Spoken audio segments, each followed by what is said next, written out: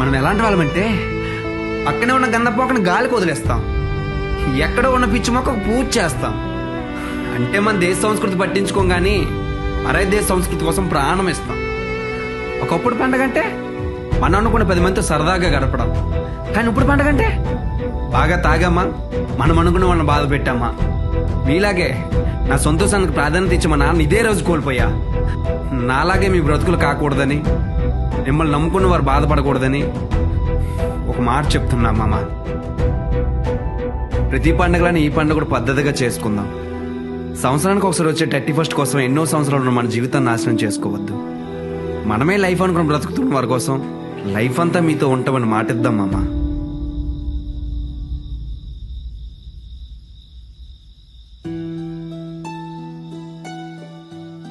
మీ మూడు చెడగొట్టుంటే సారీ మామ. నా కోసం ఒక ఫ్యామిలీ ఎదురు చూస్తుంది. మీకోసం కూడా ఒక ఫ్యామిలీ ఉందని మీరు ఫీల్ అయితే